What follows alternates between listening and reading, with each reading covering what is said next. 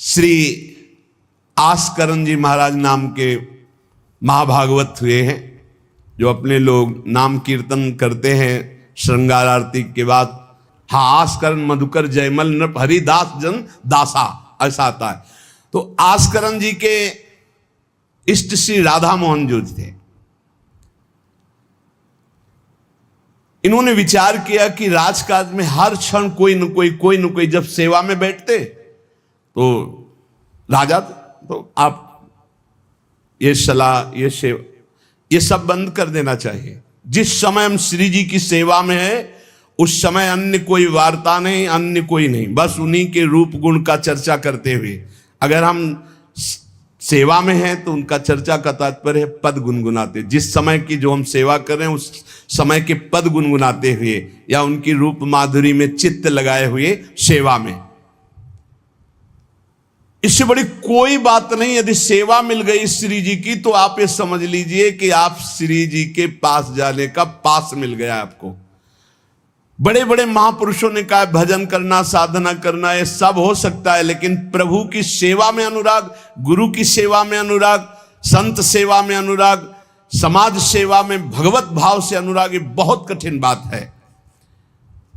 ऊर्ध्वबाहु विरोमेश न कश्चित शृणोति में धर्मादर्थश्च कामश्च किम धर्मम न सेव्यते।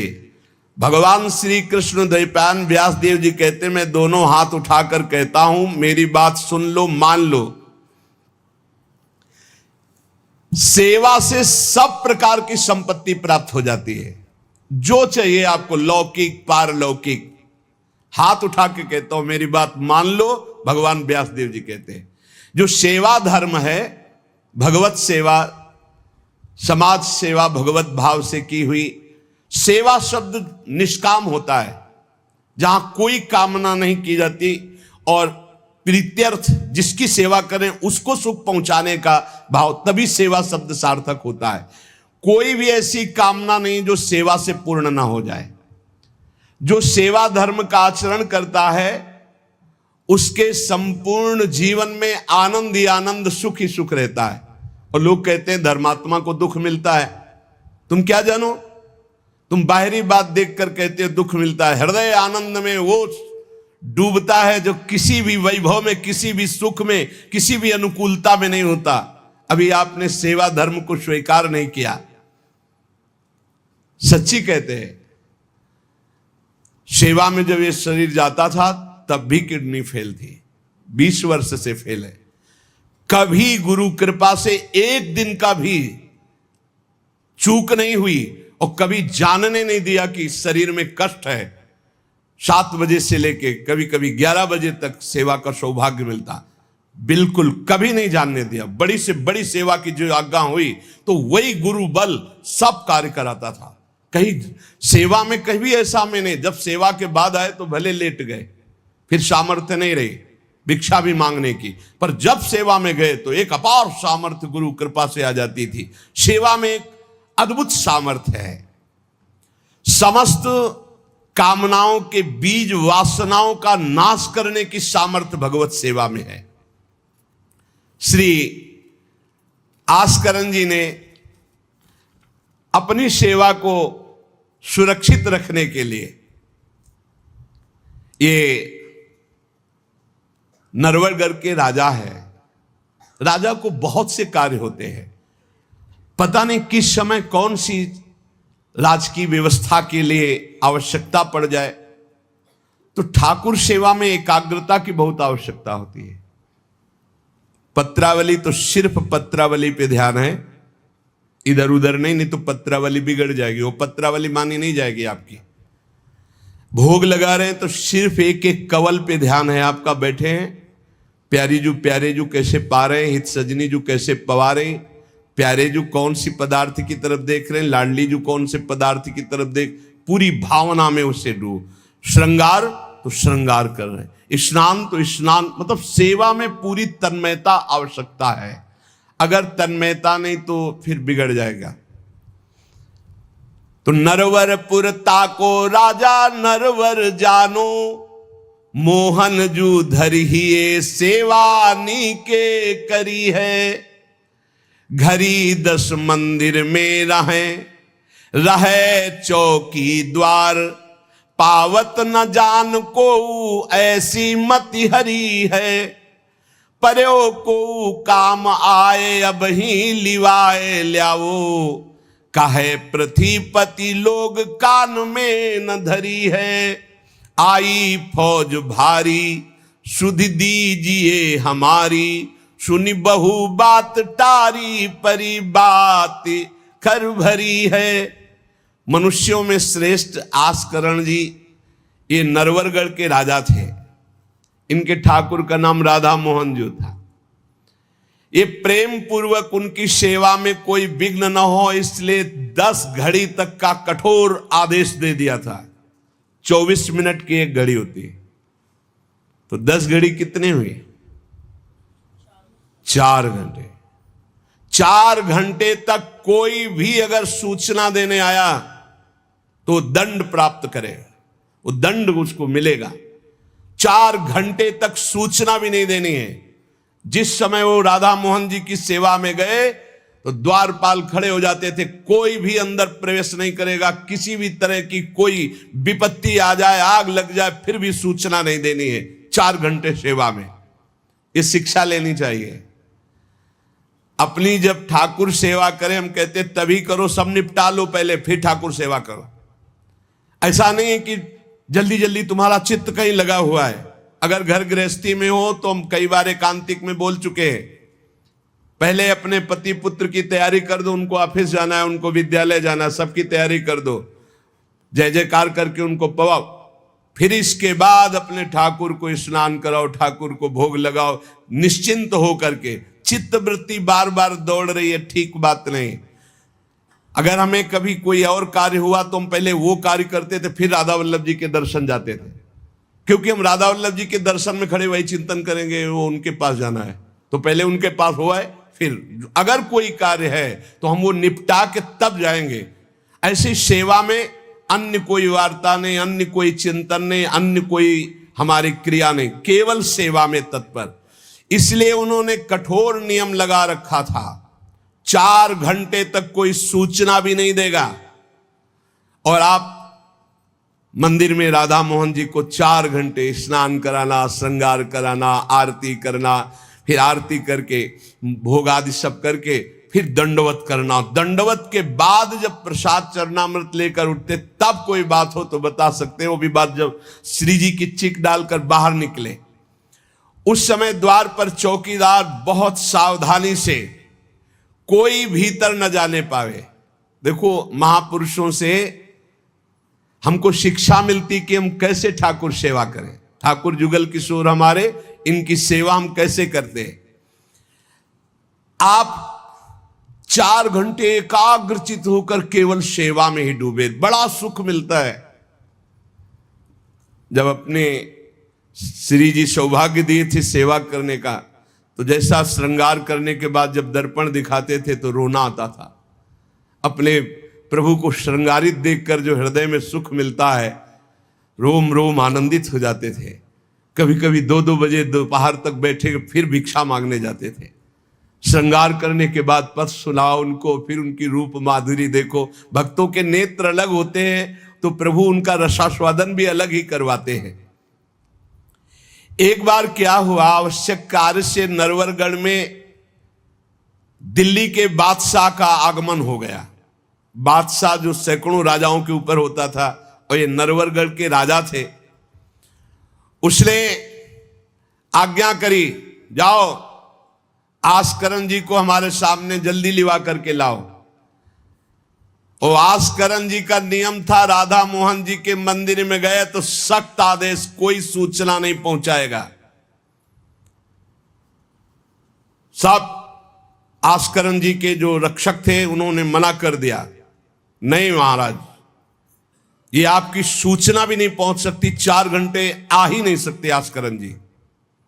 उसको बहुत क्रोध आया, बादशाह है वो, मैं आदेश कर रहा हूं, एक छोटे राजा के सेवक हमें जवाब दे रहे। बादशाह ने आज्ञा का उल्लंघन, इससे बड़ा क्रोध हुआ और उसने बड़ी सेना बुलवा ली। और सेनापति को आदेश किया कि जाओ बोल दो, नगर का नाश करवाना चाहते हो या हमारी आज्ञा का पालन करना चाहते हो? तुरंत आस्करन को भेजो, अन्यथा पूरी सेना बलात् नगर को नष्ट कर देगी और जबरदस्ती आस्करन को बंदी बना लिया जाएगा। बादशाह का आदेश। देखो परीक्षा होती। जब ये आदेश हुआ, सेनापति आया, निज दूतों से जो अंगरक्षक द्वारपाल उनसे कहा, सबने कोई उत्तर नहीं दिया। 4 घंटे तक हम अपने राजा को सूचना भी नहीं दे सकते, जो तुम्हें करना हो करो। यह बड़ी बात है। बादशाह का हुक्म, बादशाह के सेनापति का हुक्म, सेवा में विघ्न ना पड़ जाए इसलिए कठोर नियम लिया था, पर सबके हृदय में घबराहट थी कि अब क्या होगा जब बादशाह नाराज हो गया, सेना आ गई, सेनापति आ गए, अब क्या होगा। सेनापति ने बादशाह से कहा कि अब क्या हुक्म है, वहां से मना हो गया है, आपकी आज्ञा का उल्लंघन, हमारी आज्ञा का उल्लंघन, हमारा भय दिखाना सब व्यर्थ चला गया। कही कह पठाई कहो कीजिए लड़ाई, सुनी रुचि उपजाई चली पृथ्वी पति आयो है। पर्यो सोच भारी तब बातों विचारी कही, आप एक जाओ गयो अचरज पायो है। सेवा करी सिद्धि साष्टांग होई के भूमि परे, देखी बड़ी बेर पाओ खड्ग लगायो है। कटी गई एड़ी ये पै टेढ़ी हूं न भौ करी, करी नित नेम रीति धीरज दिखायो है। बादशाह ये बड़ा आश्चर्य हुआ कि ये आस्करन जी के पास सूचना ही नहीं पहुंचाई जा रही और हमारे भय का इसके ऊपर कोई असर नहीं। पर आस्करन जी बहुत साधु प्रकृति के हैं, बड़े प्रियजन हैं, आक्रमण करना तो उचित नहीं, मैं स्वयं जाकर के देखूं क्या बात है। राजा थोड़ा भाव से युक्त हुआ, नहीं तो रजोगुण में फिर ऐसा भाव कहां होता है। पर आस्करन जी की भक्ति का प्रभाव कि उसके ये देखो चल के आखिरकार है क्या। बादशाह स्वयं आया। राज कर्मचारी अब विचार में पड़ गए कि बादशाह को कैसे रोका जा सकता है। सब जितने उनके अंगरक्षक सबको रोक दिया। ये बड़ी बात है, यह है भगवान की आराधना का बल। नहीं, बादशाह को कौन रोक सकता है? एक छोटे राजा ये है, उनके सैनिकों ने, द्वारपालों ने रोक दिया और बादशाह से कहा राज आज्ञा का उल्लंघन हम नहीं कर सकते, ना हम सूचना दे सकते हैं और ना किसी और को अंदर जाने दे सकते हैं। किसी और को अंदर नहीं जाने दे तो हम जा सकते हैं? बोले हां, आप बादशाह हैं, आप जा सकते हैं, लेकिन आपके साथ कोई नहीं। बादशाह राजी हो गया। देखे आखिरकार अंदर क्या है। वहां जाके देखा तो आस्करन जी की सेवा हो चुकी थी संपूर्ण। अब वो दंडवत कर रहे थे। कई बार हमने प्रार्थना की है उपासकों से कि 11 दंडवत, 21 दंडवत, 51 दंडवत, 108 दंडवत, जितनी सामर्थ्य हो नियम ले लो, रोज करो। 4 परिक्रमा करो श्री जी की और 11, 21, 51, 108 दंडवत करो। जो स्त्री शरीर के साधक हैं वो पंचांग दंडवत करें। पंचांग किया, खड़े हो गए, हाथ जोड़ा, मंत्र जपा, फिर पंचांग किया, फिर खड़े हो गए। ऐसे ही जो पुरुष शरीर साधक है वो साष्टांग करें। साष्टांग किया, मंत्र जपते हुए, फिर खड़े हो गए, हाथ जोड़ा, फिर मंत्र जप कर प्रणाम किया, फिर साष्टांग, फिर ऐसे। हमें लगता है कि होती होगी दंडवत, करते होंगे, क्योंकि ये नियम तो बहुत पहले से दिया और ये करना ही चाहिए। सच्ची कहते हैं बड़ा सुख मिलता है जब अपने इष्ट के चरणों में साष्टांग लौट कर और उनकी तरफ देखते हुए। बहुत कृपा होती, बहुत कृपा होती। यावत स्वस्थमिदम कलेवरम यावत च दूरे जरा, जब तक ये शरीर स्वस्थ है बुढ़ापा दूर है। आनंद लूट लो भाई, ये कमाने का समय गंवाने का नहीं है। आस्करन जी अपने ठाकुर की संपूर्ण सेवा करके दंडवत अपनी पूरी कर रहे थे। अब जैसे 108 दंडवत तो समय लगेगा। हमने देखा है पूज्य सदगुरुदेव भगवान को अस्वस्थ शरीर में, अस्वस्थ अवस्था होने पर भी, बुखार है पर दंडवती अपनी पूरी करते हुए, नियमावली पूरी करते हुए देखा। क्योंकि जैसे ब्रज की 84 कोस की परिक्रमा में तो श्री जी साथ थी, बहुत थकान, बहुत शरीर कष्ट में, पर आप अपनी दंडवती जरूर पूरी करते हैं। गुरुदेव भगवान को देखा। महापुरुष नियमनिष्ठ होते हैं, जो नियम ले लिया उससे तोड़ते नहीं। जय बजे आरती होती है, आप देख लो, 5 मिनट के अंतर की बात नहीं कह सकते, नहीं आपको ठीक समय से आरती मिलेगी। जय बजे वो टहलने के लिए वही उनका समय होगा। महापुरुषों की पहचान होती है, उनकी एक रस दिनचर्या चलती, उनकी दिनचर्या में फर्क नहीं पड़ेगा, शरीर में भले फर्क पड़ा हो, चाहे बुखार हो, चाहे जुकाम हो, चाहे जो भी पीड़ा हो, दिनचर्या में फर्क नहीं पड़ सकता। ये महापुरुषों की पहचान होती है। आस्करन जी साष्टांग लेट करके दंडवत कर रहे थे। आपको बादशाह जाएगा तो बादशाह कोई साधारण तो है नहीं, उसकी बाजूबंद, उसके सब झनन भनन आवाज तो होती है, पता भी चलता है कि कोई आ गया। मुड़ करके भी नहीं देखा बादशाह की तरफ, बस बार बार साष्टांग दंडवत, खड़ा खड़ा देखता रहा। 108 दंडवत, 2-4 हो तो बड़ी देर हो गई, ना बादशाह से बात, न सलाम, न कोई, बस वो अपनी साष्टांग दंड। ये होना चाहिए। आप श्रृंगार कर रहे हैं तो श्रृंगार में ही दृष्टि होनी चाहिए। दंडवत कर रहे हैं तो किसी की तरफ नहीं, सिर्फ दंडवत के सामने प्रिया प्रीतम है, हम बार बार दंडवत कर रहे हैं। ये उपासकों की एक एकाग्रता होती है। भला सोचो, बादशाह पास खड़ा है तो ऐसे लेटे लेटे भी तो देख सकते थे, बिल्कुल नहीं देखा। राजा को, बादशाह को बड़ा आवेश आया कि इतनी देर से मैं खड़ा हूं, पहले तो वहीं सब नाना करते रहे, इतनी देर से खड़ा हूं, ना कोई प्रणाम, ना नमस्कार, ना हमारी तरफ देख रहा है, क्या है। तलवार निकाली और साष्टांग दंडवत कर रहे थे तो मारा, एक पैर की एड़ी कट गई, एड़ी कट गई, खून बह रहा है। साष्टांग दंडवत, फिर खड़े, फिर साष्टांग दंडवत, फिर खड़े, फिर साष्टांग दंडवत, बिल्कुल नहीं देख रहे कि एड़ी कट गई। सोचो जरा, ये भक्त की निष्ठा है उपासना की। या तो अगर एक चींटी काटेगी तो थोड़ी देर लौट करके पहले देखेंगे क्या हो रहा है, फिर दंडवत। एड़ी कट गई, लेकिन किसने काटा, ना ये बात देखी। एड़ी कटना कोई साधारण बात समझते हो? तलवार से पूरी एड़ी काट दी, कोई दुख नहीं, रक्तस्राव हो रहा है।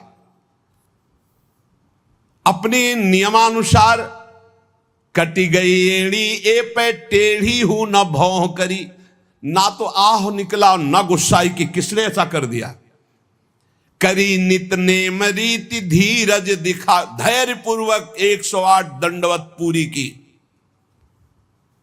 पूरा जब संपन्न कर लिया, इसके बाद पीछे हटे, चिक गिराई, क्योंकि समझ चुके थे कि ये तलवार चलाने की हमारे ऊपर हिम्मत केवल बादशाह की हो सकती, दूसरे की नहीं। कोई साधारण राजा नहीं, महाभागवत और महाबली है। इसलिए हमारे ठाकुर का सुखपूर्वक अपशयन हो। चिक डाली, उठ चिक डारी तब पाछे सो निहारी, कियो मुजरा बिचारी बादशाह तिरिझे हैं। हित की सच्चाई यह है नेकु ना कचाई होत, चर्चा चलाई भाव सुनि सुनि भीजे हैं। बीते दिन को नृप भक्त सो समायो, पृथ्वीपति दुख पायो सुनी भोग हरि छीजे हैं। करे विप्र सेवा तिने गांव लिख न्यारे दिए, वाके प्राण प्यारे लाड़ करो कही धीजे हैं। आस्करन जी ने जब चिक डालकर पीछे मुड़कर देखा तो बादशाह तो शिष्टाचार के अनुसार जोहार किया। राजा की भगवत सेवा, नियम निष्ठा, ये देखकर बादशाह बहुत प्रसन्न हुआ और कहा मैंने आज देखा ईश्वर के प्रेम की सच्चाई को। तुम्हारे में थोड़ा भी बनावटीपना नहीं, थोड़ी भी शिथिलता नहीं, तुम अपनी निष्ठा के धैर्यवान वीर हो। बादशाह ने आस्करण जी से भगवत प्रेम संबंधी कुछ चर्चाएं की और विचार अपने प्रकट किए कि आज मैं बहुत खुश और सौभाग्यशाली हूं कि तुम्हारे जैसा राजा मेरा जन है। बड़ा हृदय रस में डूब गया बादशाह का।